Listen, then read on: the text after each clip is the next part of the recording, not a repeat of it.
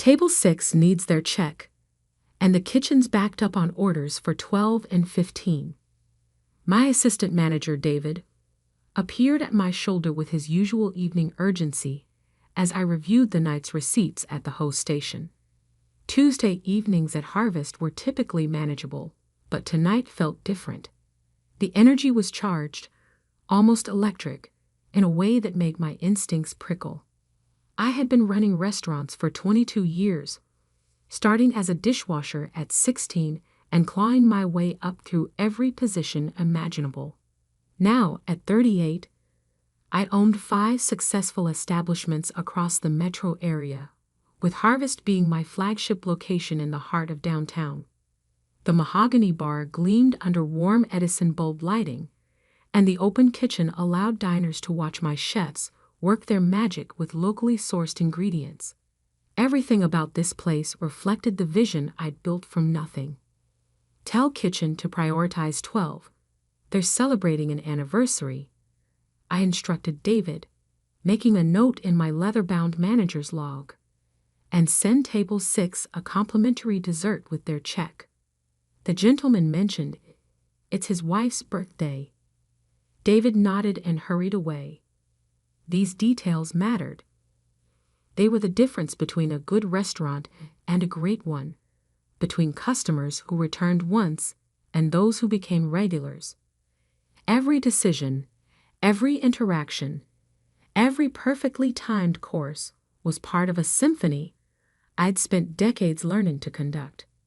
I was adjusting the fresh orchid arrangement near the entrance when the front door burst open with enough force to rattle the glass. The hostess, Jennifer, jumped back as a figure strode through the doorway like he owned the place. My stomach dropped before my brain even processed who it was. Marcus, my older brother by 3 years, though you'd never know it from his behavior. He looked exactly the same as when I'd last seen him 4 years ago at our father's funeral, just a little grayer around the temples, and wearing what appeared to be an expensive suit that somehow managed to look cheap on him. His face carried that familiar expression of righteous indignation that had defined our childhood interactions. "Where is she?"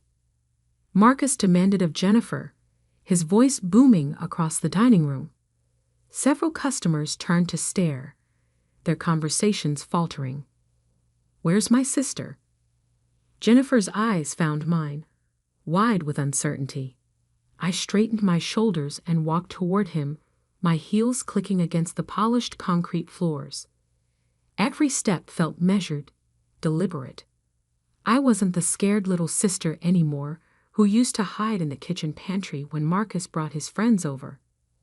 "Hello, Marcus," I said evenly, stopping just close enough to keep our conversation from becoming a complete spectacle. "What brings you to my restaurant?" His laugh was bitter, the same dismissive sound I remembered from our teenage years when he'd mock my dreams of opening my own place.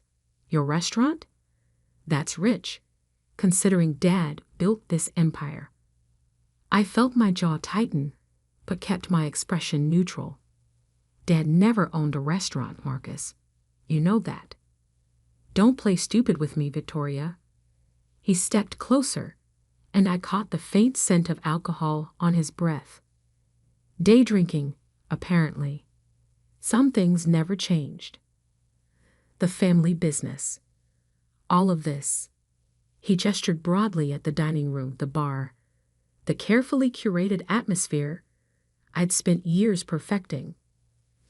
Dad always said it should be split equally between his children. The absurdity of the statement hit me like a physical blow. Marcus, who had left home at 18 to join a friend's band and had spent the last 20 years drifting between odd jobs and get-rich-quick schemes. Marcus, who hadn't spoken to our father for the final 5 years of his life, because Dad refused to loan him money for yet another failed venture. Marcus, who couldn't be bothered to help when Dad was dying of cancer, leaving me to handle everything from medical decisions to funeral arrangements. "You're drunk," I said quietly, "and you're disturbing my customers. I think you should leave." His face flushed red, the way it always did when someone challenged him. I'm not going anywhere until we settle this. Dad always promised that his kids would inherit equally. You can't just cut me out because you were the favorite. The favorite. The word was so ludicrous I almost laughed. I had been the one who stayed close to home, who visited Dad every Sunday, who held his hand during chemotherapy treatments while Marcus was somewhere in California claiming to be finding himself. I had been the one who paid Dad's medical bills when his insurance fell short, who organized his medications, who made sure he had groceries and companionship during his final months. But I hadn't done any of that for inheritance or recognition.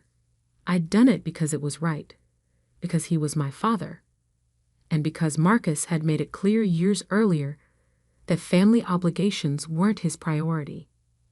Marcus, you need to calm down, I said, my voice still steady despite the rage building in my chest. We can discuss this privately in my office if you'd like, but not here. Not in front of my customers. Your customers? He laughed again, louder this time. Several diners were now openly staring, their meals forgotten. These are family business customers, Victoria. Dad started this legacy, and I'm here to claim my half. That's when something inside me snapped. Not visibly, not dramatically, but with the quiet finality of a door closing. Marcus had no idea what he was talking about. None whatsoever. And suddenly, I realized I was done pretending he did. I walked calmly to the host station and retrieved my leather portfolio from the drawer beneath the reservation system. Inside were copies of every important document related to my businesses, organized with the same precision I applied to everything else in my life. My fingers found the folder I needed without hesitation. You want to discuss the family business? I asked, returning to where Marcus stood with his arms crossed, looking smug and entitled. Let's discuss it. I opened the folder and withdrew a thick stack of papers, each page meticulously organized and labeled. The incorporation documents for Victoria's Hospitality Group, dated 15 years ago. The business licenses. The loan applications I'd filled out myself, using my own credit and my own collateral. The property deeds. The insurance policies. Every piece of paper that proved what I'd built had nothing to do with our father's legacy, and everything to do with my own sweat, sacrifice, and sleepless nights. But the document I handed him was special. It was the agreement Marcus himself had signed when I had first incorporated my business. I'd been naive enough, hopeful enough, to include him in the early paperwork, just in case he ever decided to be part of the family again, just in case he wanted to be involved in something legitimate and lasting. Read the last page, I said, my voice calm as still water. Marcus scanned the document, his confidence wavering as he recognized his own signature. The section I'd highlighted in yellow was brief but clear. Marcus Antonio Chin hereby relinquishes any and all claims, current or future, to Victoria's Hospitality Group and any subsidiary businesses, properties, or assets. This agreement is binding and irrevocable. The color drained from his face as the words sank in. I don't remember signing this. You signed it at the lawyer's office on March 15th, 15 years ago, I said evenly. You were 26, you said, and I quote, I don't want anything to do with the restaurant business. It's too much work and not enough adventure. You were planning to move to Portland with that girlfriend of yours. Stephanie, I think her name was. Marcus stared at the paper like it might burst into flames. Around us, the restaurant had grown quiet. Even the kitchen seemed to have paused its usual clatter of plates and conversation. You tricked me, he said finally, his voice weak. I protected myself. I corrected. Something I learned to do when you walked away from everything, including Dad. The mention of our father hit its mark. Marcus flinched, and for a moment, I saw not the entitled man who just tried to claim half my life's work, but the scared boy who'd run away from responsibility every time it got difficult. Dad always said. Dad never said the family business should be split equally. I'd interrupted, my patience finally exhausted. Because there was no family business to split. There was just me, working 7 days a week, saving every penny, building something from nothing while you were off pursuing your dreams. And when you finally decided you wanted a piece of what I'd built, you assumed you could just walk in and demand it. Marcus looked around the restaurant, taking in the full dining room, the efficient staff, the obvious success of what I'd created. For the first time since he'd walked through the door, he seemed to understand the magnitude of what he tried to claim. Victoria, he started to speak, then stopped. What could he say? That he'd spent 20 years ignoring our family, and now deserved half of everything I'd worked for. That his signature on a legal document didn't count because he'd been too irresponsible to read what he was signing. You need to leave, I said quietly. Now. He opened his mouth as if to argue, then seemed to think better of it. The fight had gone out of him, replaced by something that looked almost like shame. Almost. This isn't over, he said, but there was no conviction in his voice. Yes, it is. I folded the documents and returned them to my portfolio. It's been over for 15 years. You just never bothered to remember. Marcus stood there for another moment, seeming smaller somehow in his expensive suit. Then he turned and walked toward the door, his shoulders slumped in defeat. Jennifer held it open for him, and he disappeared into the evening without another word. The restaurant was completely silent for several seconds. Then, gradually, conversations resumed. Silverware clinked against plates. The kitchen sounds returned. Life moved forward, as it always did. David appeared at my side, his expression concerned. Boss, everything okay? I straightened my jacket and checked my watch. 8:30. The evening rush was winding down. But there were still customers to serve, a kitchen to manage, a business to run.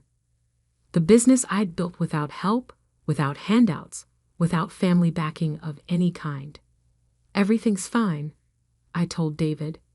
Check on table 12's dessert, and make sure the kitchen knows about the special dietary request for table 9. As David hurried away, I returned to my position at the host station and opened my manager's log. There were notes to make, schedules to review, orders to place for tomorrow's deliveries. The work never stopped, and I wouldn't have it any other way. My phone buzzed with a text message. I glanced at the screen, expecting to see something work-related, but the number was unfamiliar. This is Marcus. I'm staying at the Marriott downtown. We should talk. I stared at the message for a moment, then deleted it without responding. Some conversations weren't worth having, especially with someone who'd already said everything they needed to say 15 years ago when they'd signed away their claim to my life. The next morning, I arrived at Harvest early, as I always did. The restaurant was quiet, peaceful in the way only empty restaurants can be. Sunlight streamed through the tall windows, highlighting dust motes dancing in the air above the polished tables. This was my favorite time of day, before the controlled chaos of service began, when I could walk through my space and remember why I'd fallen in love with this business in the first place.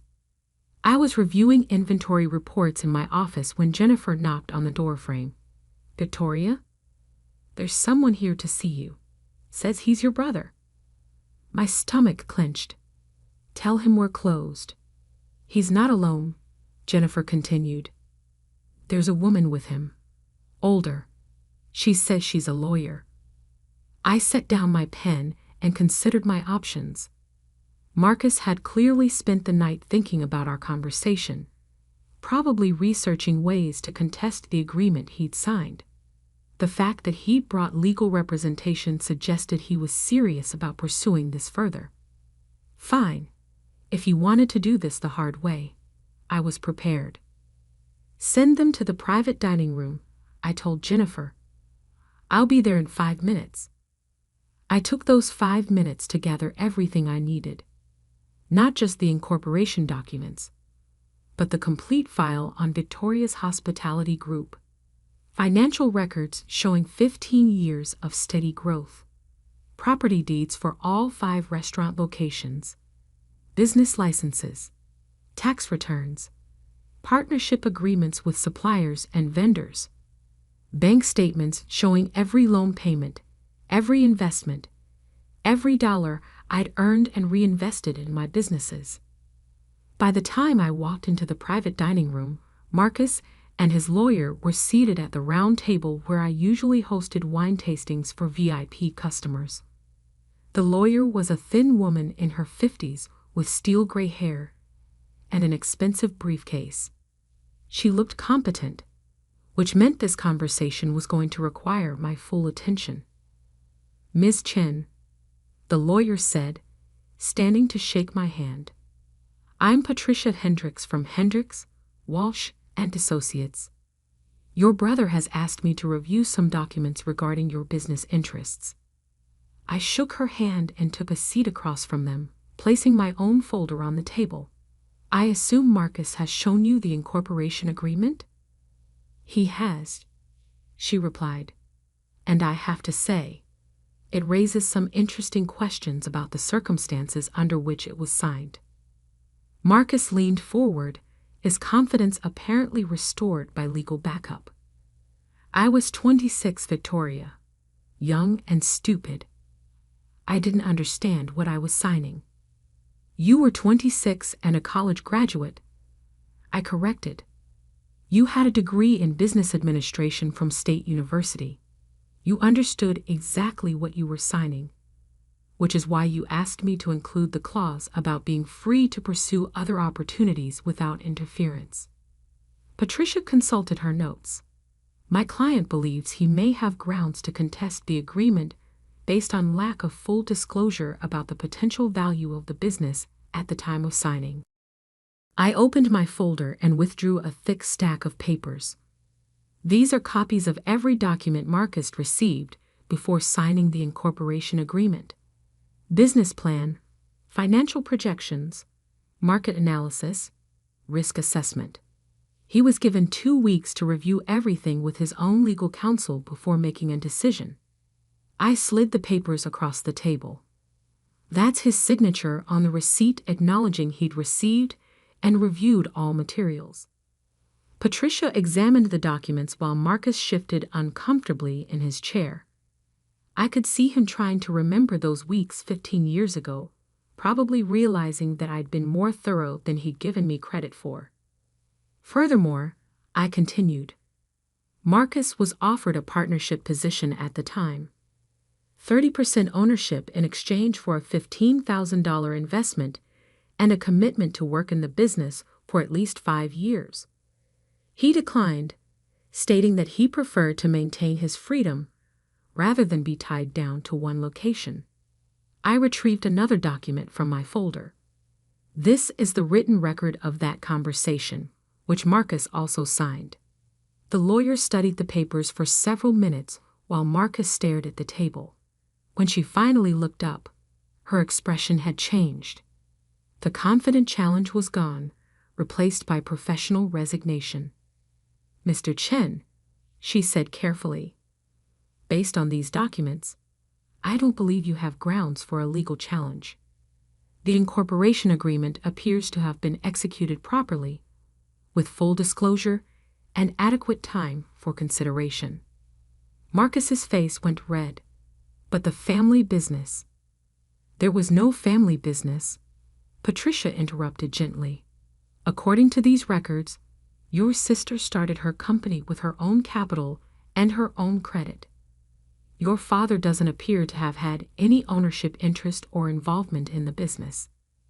He gave her the idea, Marcus insisted desperately. He always talked about opening a restaurant.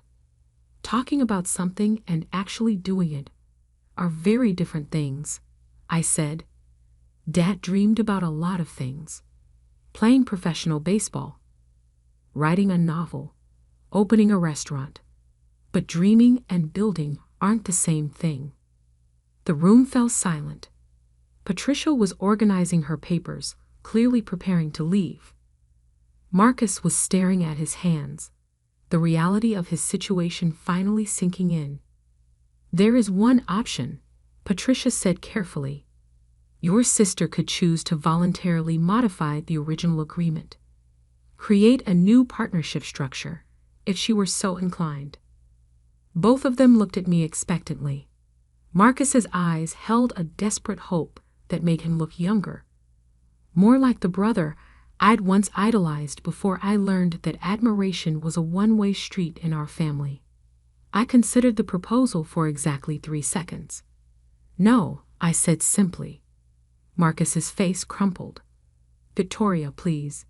I'm family. Family, I repeated slowly. Where was family when I was working 3 jobs to save money for my first restaurant? Where was family when I spent 6 months sleeping in the back office because I couldn't afford both rent and restaurant equipment? Where was family when Dad was dying and I was handling everything alone? I stood up, gathering my documents. You had 15 years to be family, Marcus. You chose adventure instead. You chose freedom. You chose to walk away every time things got difficult. And now you want to walk back in and claim half of what I built while you were gone. I made mistakes, he said quietly. You made choices, I corrected. And so did I. I chose to stay. I chose to work.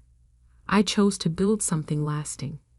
And I chose to protect it from people who only show up when there's something to gain. Patricia closed her briefcase with a decisive snap. Mr. Chen, I think we're finished here. I'll send you a full written assessment. But my preliminary opinion is that your sister's position is legally sound. After they left, I sat alone in the private dining room for several minutes, looking out at the main dining area where my staff was setting up for the lunch service. In a few hours, this place would be full of customers enjoying meals prepared by chefs I'd trained, served by waitstaff I'd hired, in an atmosphere I'd created from nothing. Marcus had called it the family business, but he was wrong. This wasn't a family business. It was my business, built on my terms, with my vision, through my dedication. The fact that I shared DNA with someone who wanted to claim it didn't make it theirs. My phone buzzed with another text from Marcus. Can we please talk without lawyers? Just us. I read the message twice, then typed my response. We did talk. 15 years ago. You said you wanted nothing to do with the restaurant business. I respected your choice then, and I'm holding you to it now.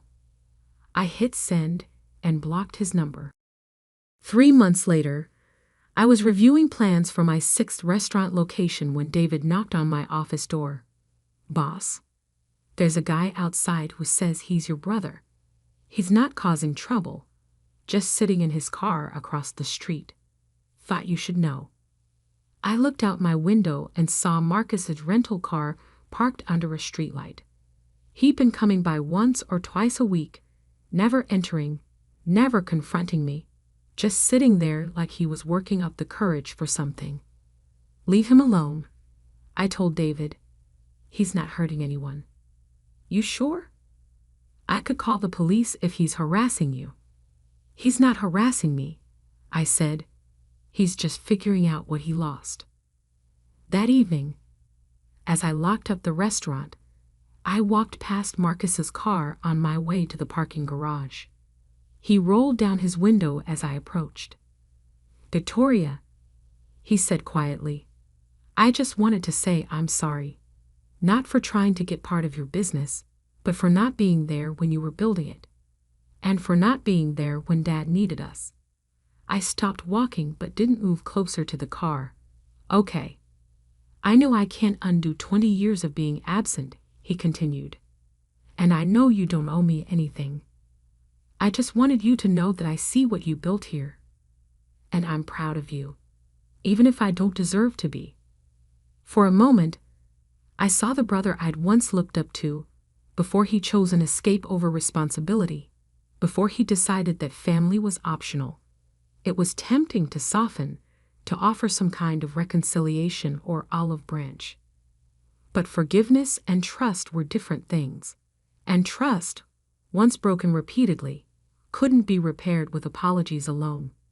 "Thank you for saying that," I told him, "but it doesn't change anything." He nodded, understanding. "I know, I just needed to say it." Marcus rolled up his window and drove away. I never saw him again, though I heard through mutual acquaintances that he'd moved back to California and was working as a restaurant manager for someone else's chain.